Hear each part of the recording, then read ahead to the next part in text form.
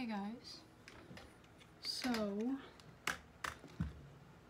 I am currently standing. Right now I am trying to be on my feet as much as possible to get out of my wheelchair. Shoot. So I am standing on one of my legs, my right leg, and the left one I'm kind of leaning on it a little bit, not too much. So I haven't made a video in a few days. I wanted to be standing up for this one because I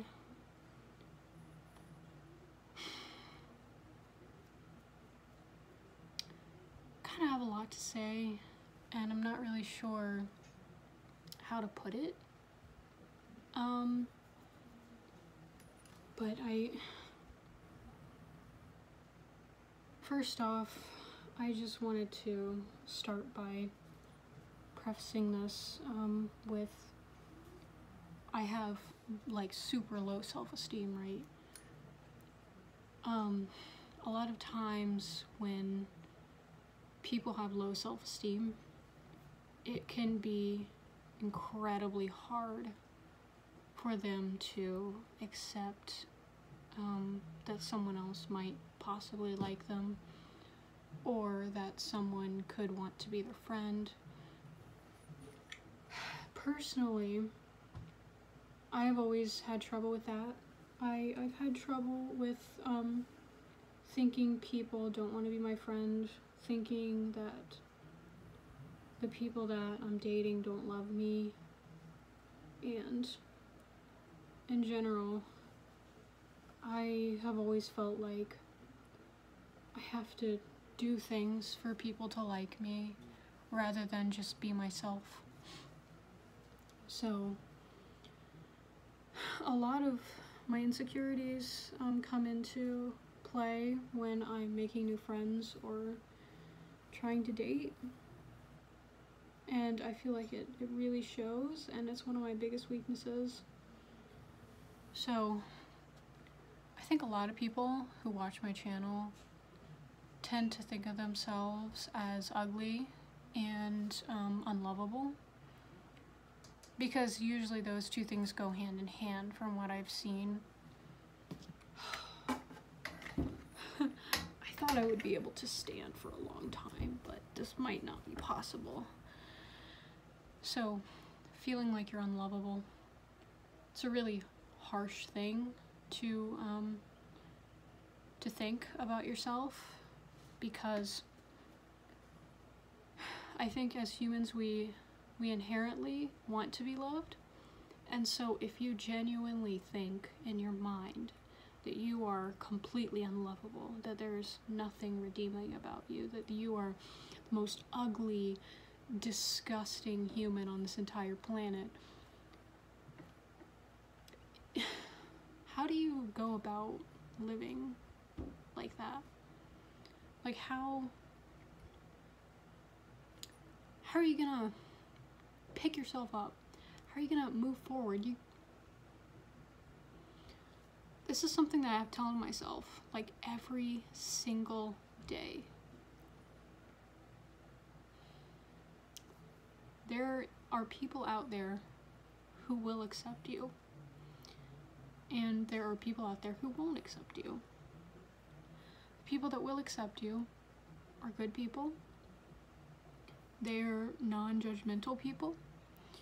They are people that you want in your life, and it might be incredibly, incredibly hard to find them, but it will be worth it when you do find them.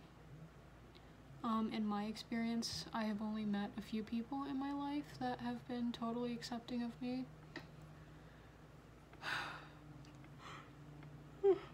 Excuse me. My body dysmorphia is so severe. I think that a lot of people are scared away by it because of the constant negative self-talk that I do. It's also hard for me to come to accept myself as I am. recently, I have been falling back into bad habits. I have been body checking. I have been being irrational about things. I have been doing really, really bad things. Just bad, terrible things. And it's not good for my mental health. I think it has to do with the fact that I'm trapped inside, really. I want to be able to go out and do things, but right now, I can't do that. I have to stay inside and I have to recover. So, what am I gonna do in the meantime? Well, because I feel so unlovable, it's been really hard for me to keep friends and make friends lately. So, because I'm so lonely, I've mostly just been, you know, playing video games and things like that. It's not a long-term solution, of course. There are a lot more, you know, things that I could possibly be doing to help my situation. But it's a work in progress right now. I haven't been doing the best that I can do, and I know that. A lot of my worth, and a lot of, I know your guys' worth, comes from your appearance. Whether that be because, you know, society has ingrained that in you, or because your parents have ingrained that in you, or because you're bullied as a kid, or any of those, you know, options. It's something that we need to work towards putting less emphasis on. And if it means, you know, not going on social media, if it means not filming a video, if it means not looking in mirrors, if it means avoiding, you know, doing like certain things to your body, if it means doing all of those things for you to recover, you need to do them. And I'm just telling you that right now. When I was in the best stages of my life, when I was happiest, was when I didn't care about my looks. It was when I didn't have to look at myself, actually. It was when I was just free. I could wear what I wanted. I could do what I wanted. I had friends that I could talk to.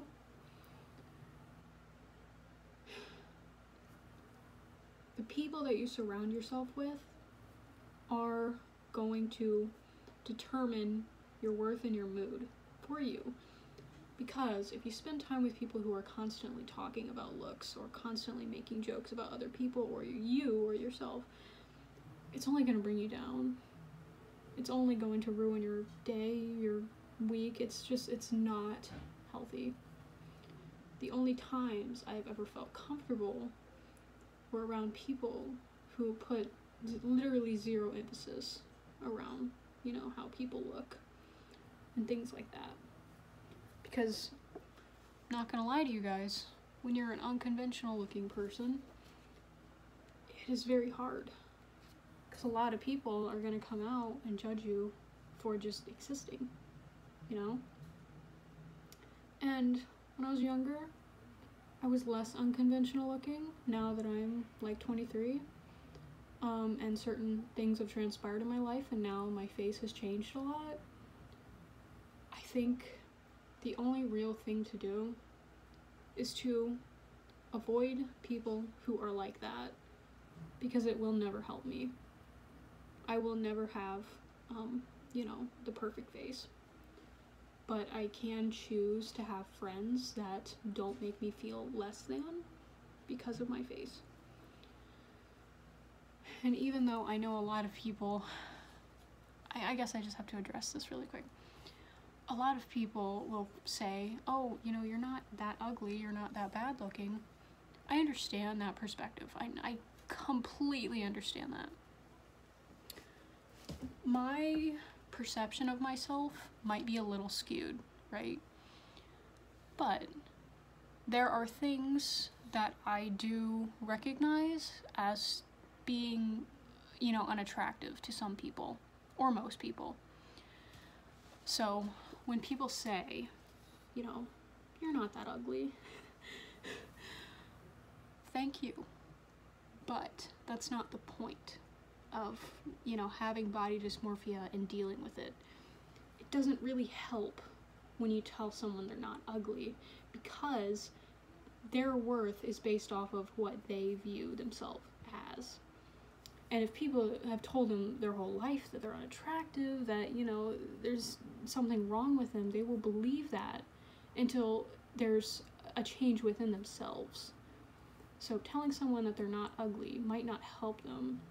I think the only thing that could really change someone is a mindset change and a therapist change. Because for me, the biggest reasons why I'm more hopeful about things is because I'm not focusing on becoming prettier now. I want to be happy. And I think wanting to be like happy and content is a much better goal than just, I want to be attractive. Because you have to think about it like this. When you have body dysmorphia, what is attractive to you? Probably a very slim subset of things, right? You want, you know, a certain type of face, you want a certain type of body. I'm gonna be straight up. You're never going to achieve what you think is perfect, because there's no such thing. No such thing as it. And as you mature into your face and your body, and, you know, you can change things with plastic surgery. You can do things like that. But there are certain things about our faces and our bodies that we can't change. And the only thing to do is to put your focus on something else. And that is going to take me months, years of work to do. Feeling like you're disgusting, you're unlovable, is a very, very normal feeling. I'll tell you guys that.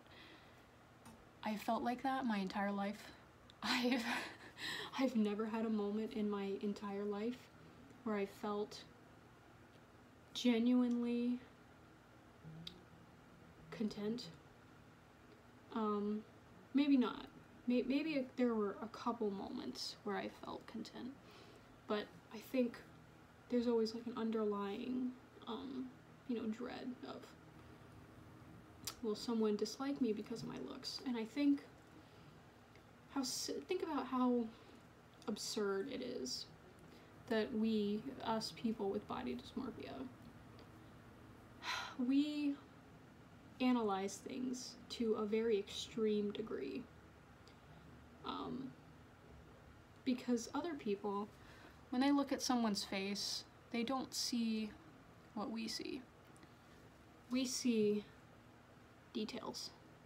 We see, oh, what's that? What's that little tiny wrinkle right there? Oh, what's the, you know, like, what's the scar? Like, what is that? Like, look at all those pimples that are on our face.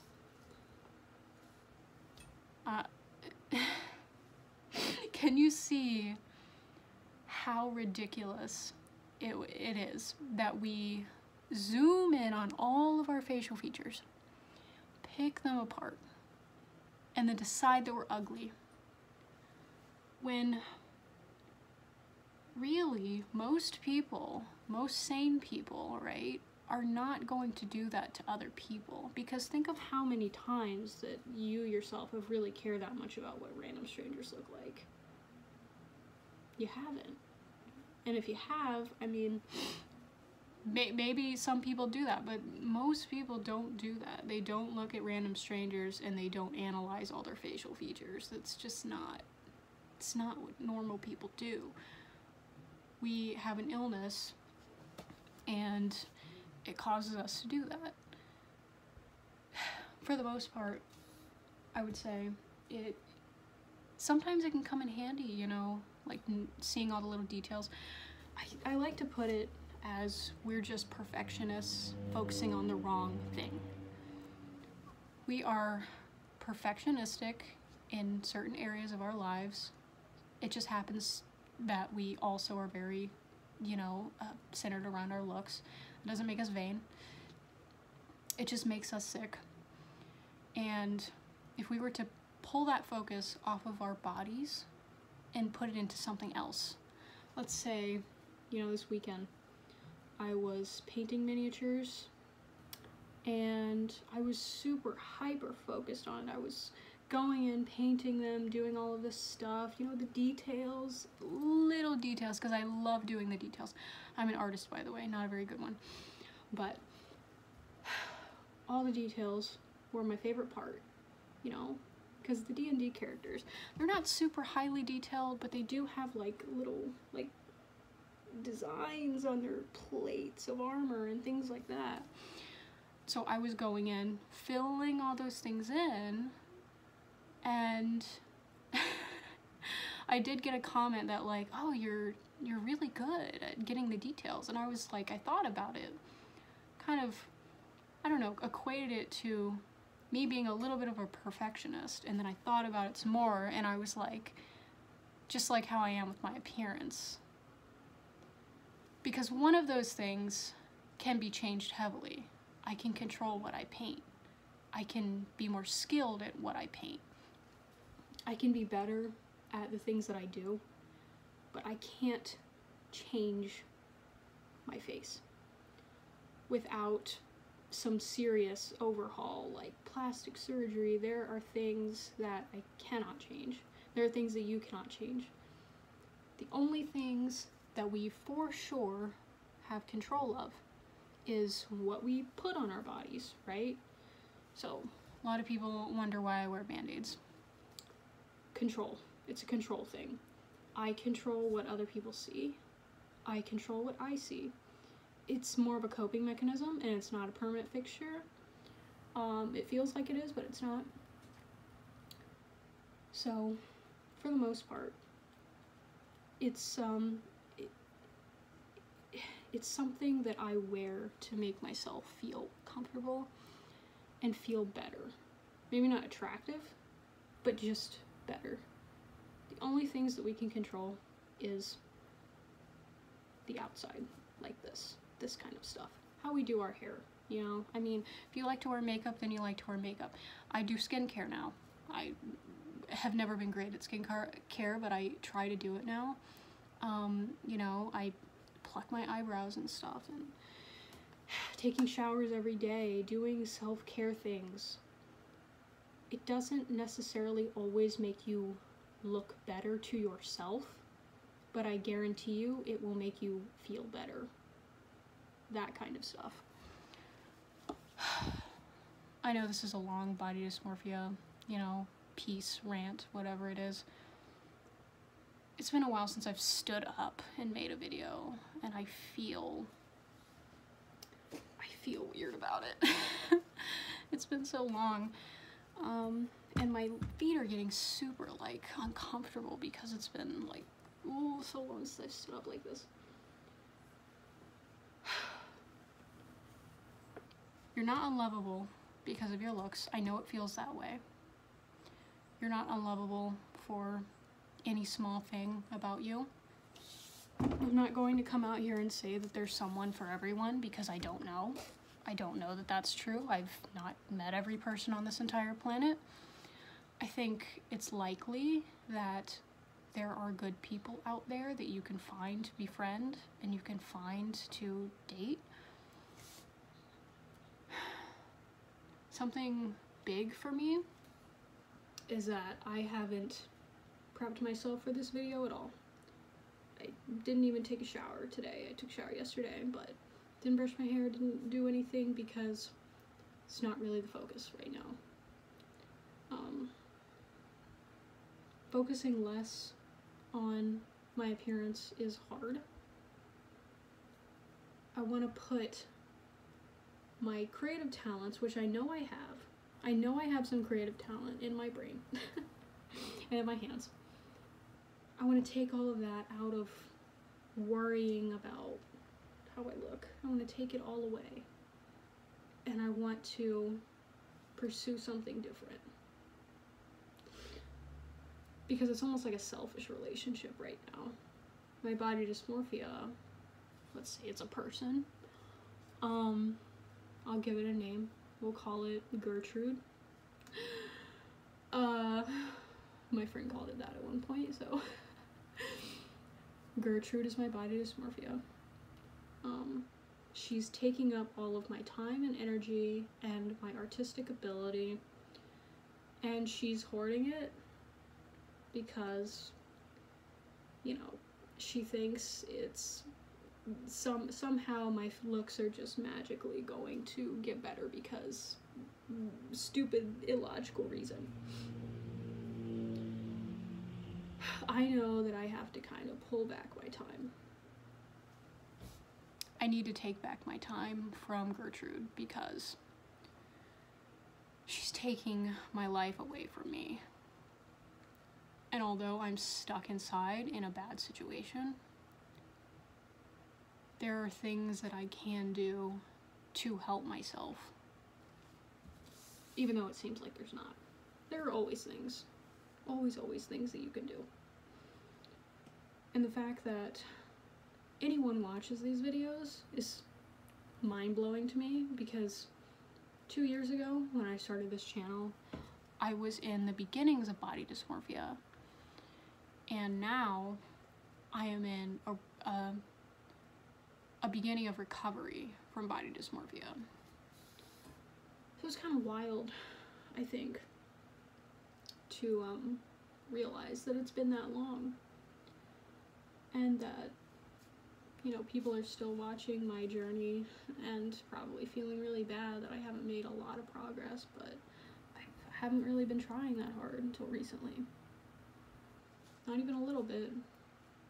I know what I want, I know what I have to do. Doing it is the hardest part. Which is why it's good to have people who are positively supporting you and not negatively impacting how you view yourself, which used to be a problem for me and the friends that I used to keep. Anyway, I know this is kind of becoming like a long video. I kind of just wanted to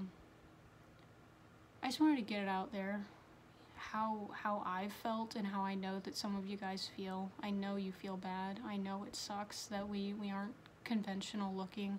I know that you're hyper focused on your looks. If I can do this, if I can get better, there is definitely hope for all of you, because it's not like I'm one of the only people who's going to get better from body dysmorphia. It's clearly possible. There are plenty of stories online of people suffering from eating disorders and, you know, body issues who recover nearly fully or fully. And I would honestly like to think that in a couple years' time, I won't even be making videos like this anymore. Not to be sad, but there will be a point in time where I will likely stop making body dysmorphia videos when I'm recovered. As long as it's, you know, if it's triggering for me, then I won't be making them. But when I'm recovered, hopefully I will, you know, be okay enough to stand on my own and not need a platform. But yeah, thank you guys for watching. I guess that's all for now. I don't really know if I'll do another video in the next few days, but I always say that. I just make videos whenever the fuck I want. I'm not gonna lie to you guys, there's no schedule, there's nothing. I tried to make a schedule at one point and I was like, you know what, I feel like making a video, I don't really give a fuck, I'm gonna make one. Alright, I will see you guys next time. Goodbye.